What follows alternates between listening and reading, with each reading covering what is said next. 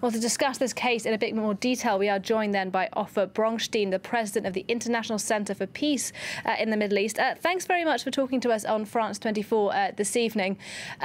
This policy then of administrative detention, which can be seen as effectively indefinite imprisonment, has been criticised in the past by human rights groups. But do you think in this case it was justified? Because we are talking about somebody who in the past was tried and convicted of plotting to kill someone.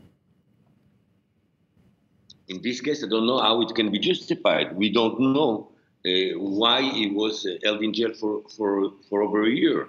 And not only that, the feeling is for too many Palestinian, pro-Palestinian, then you have to justice system in Israel.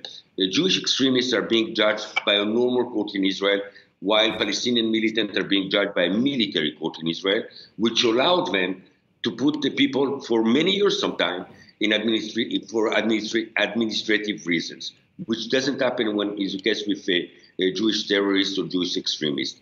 So this situation creates more humiliation, more hatred, more willing to revenge, doesn't help in any way, neither the Israeli democracy, neither the Israeli juridical system, neither the peace between the Israeli and the Palestinians.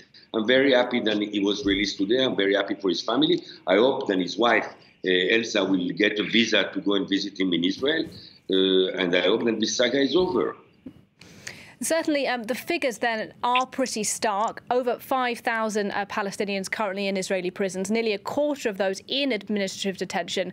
Do you think, in general, the practice is working at all for Israel to achieve its goal, which is, they say, to build up evidence on people to prevent attacks taking place?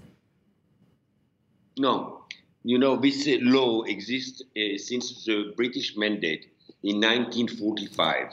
It's absolutely unacceptable that in the 21st century, in a country that is being known for being a democratic country, than being proud of being a democratic country, this kind of law still exists. In emergency situation, I can understand that you have to apply emergency measures, but not for 75 years. Even in France 2 years ago, when we had an emergency situation, it was for a short period of time. Never you can hold so many people for so long period of time without them knowing why they are being held. Not only that, you know, in the last 65 years, over 1/3 of Palestinian men were held in Israeli custodies.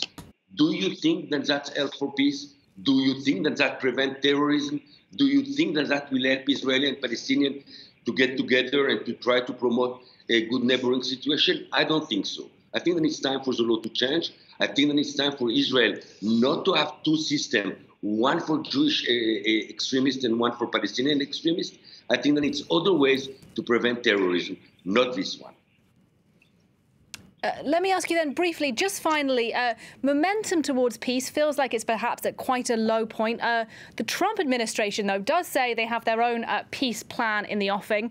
Do you have any optimism that that could help break the deadlock on the ground?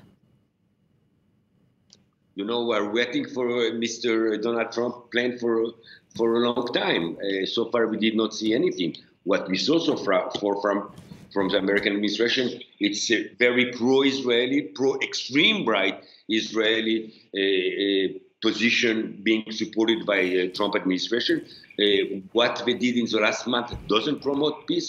To cut budget to the Palestinian Authority, to cut budget to Palestinian hospital, to cut budget to the refugee organization UNRWA, to close the Palestinian embassy in Washington are not confidence-building measures. It's pressure, intimidation measures. I don't know if it will work, but I will be very happy to see the American plan for peace on the table. I would love to see the European plan for peace on the table, because they are the only one who can play a role at this time. Okay. I believe so. All right, Ofer Bronstein, thank you very much for your analysis on the programme. We'll have to leave it there.